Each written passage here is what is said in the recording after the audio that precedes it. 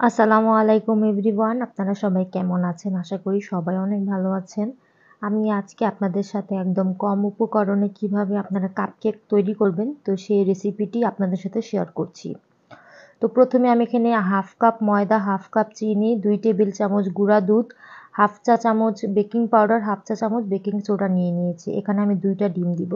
2 ডিমের জন্য half cup ময়দা, হাফ কাপ চিনি এখানে লাগবে। তো আমি প্রথমে শুকনো উপকরণগুলো একটি চালনির মাধ্যমে চেলে নিচ্ছি। এটা কিন্তু খুব উপকারী বা খুব দরকারি একটি প্রসেসিং। তো আপনারা যারা কেক তৈরি করবেন তারা কিন্তু খুব সুন্দরভাবে ছেঁকে তারপরে ইউজ করবেন। এতে করে ময়লা থাকে বা দানা থাকে সেগুলা থাকে না। এর জন্য কিন্তু উপকরণগুলো ছেঁকে তারপর ইউজ করতে হবে। আমি তারপর 2টা ডিম নিয়ে নিয়েছি। 2টা ডিমের থেকে আমি কুসুমটা আলাদা করে নিব। এটা কিন্তু খুব দরকারি একটি প্রসেসিং। এটা করলে দেখবেন যে ডিমের যে সাদা অংশটা আপনারা ফোম করতে চান সেটা কিন্তু খুব অনায়াসে ফোম হয়ে যায়। তারপর আমি এখানে 1 টেবিল চামচ তেল নিয়ে নিলাম। তারপর কিন্তু আমি এই যে ইলেকট্রিক বিটা দিয়ে আমি এই যে সাদা অংশটাকে একটু ফোম করে নিব। দেখতেই পাচ্ছেন এই যে সুন্দর, আমি জাস্ট দেওয়ার মাত্রই কিন্তু ফোম হওয়া স্টার্ট করেছে। আর এখন যদি আমার কুসুমটা থাকতো তখন কিন্তু ফোমটা হতে চেত না, কিন্তু হতো, অনেক সময় লাগতো।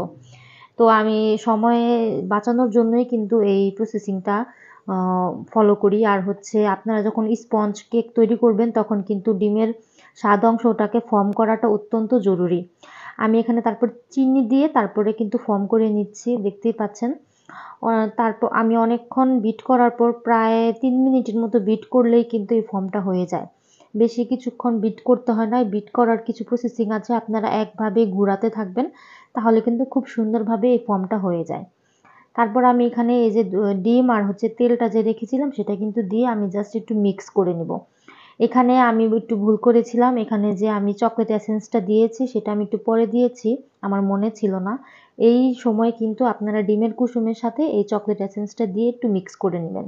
তো আমি যেহেতু আগেই কুসুমটা দিয়ে একটু মিক্স করে নিয়েছিলাম, তো এসেন্সটা যখন আমি পরে দিলাম তখন আমি একটু স্প্যাচুলা দিয়ে একটু মিক্স করে দিচ্ছি। আমি আর ইলেকট্রিক বিটাটা দিয়ে মিক্স করিনি।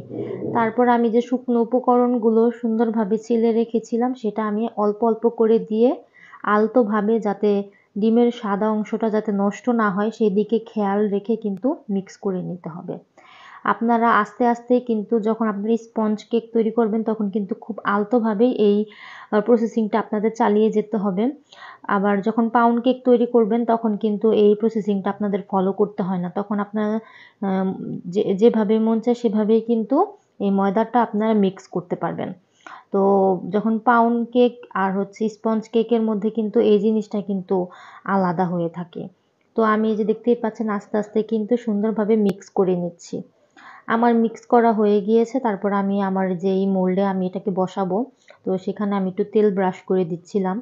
এখানে সুন্দরভাবে তেল ব্রাশ করে দিলে যখন আমরা এটা বের করব খুব সুন্দরভাবে বের হয়ে আসবে। তেল ব্রাশ করা হয়ে গিয়েছে। এখন আমি এই যে সুন্দরভাবে কিন্তু আমার অল্প অল্প করে আমার এখানে 6টা মোল্ড আছে, তো সেখানে কিন্তু দিয়ে দিব। তো আমার এখানে একটু বেশি হয়েছে, এখানে কিন্তু মোল্ড থেকে একটুখানি কম দিতে হবে। তা না হলে কিন্তু ফুলে যায়, তখন আপনার শেপটা সুন্দর আসে না। এর জন্য কিন্তু কম করে দিলে শেপটা খুব সুন্দর আসে। আমি একটু বেশি করে দিয়ে দিয়েছিলাম, পরে দেখলাম যে ফুলে অনেকখানি উঁচু হয়ে গিয়েছে, তো সেটা দেখতে ভালো লাগে না। এই যে দেখতেই পাচ্ছেন উঁচু হয়ে যাওয়ার কারণে কিন্তু মানে লাভের যে শেপটা আছে তো শেপটা নষ্ট হয়ে গিয়েছে। আপনারা সেই দিকটা খেয়াল রেখে তারপরে কিন্তু কাজ করবেন। এই যেটা হচ্ছে আমার প্রথম ব্যাচ। আমি কিন্তু এখানে 2 ব্যাচে হয়েছে আমার প্রায় 12টার মতো হয়েছে। আমি এখানে চাইলে আরও বাড়াতে পারতাম কম দিয়ে। আমার যেহেতু একটু বেশি বেশি করে দিয়েছিলাম এর জন্য আমার 12টা কেক হয়েছে। 2 ডিমে কাপ কেক 12টা হয়েছে। তো আমার প্রথম ব্যাচে যেই 6টা কেক ছিল সেখান থেকে প্রায় 4টা কেক শেষ হয়ে গিয়েছে বানানোর শুরুতেই। তো এই যে দেখতেই পাচ্ছেন আমার কিন্তু এখন দ্বিতীয় ব্যাচের কেকগুলোও শেষ হয়ে গিয়েছে। আমি এই যে নামিয়ে আপনাদের সাথে শেয়ার করছি। তো সবাই জানাবেন আপনাদের কাছে রেসিপিটা কেমন লেগেছে।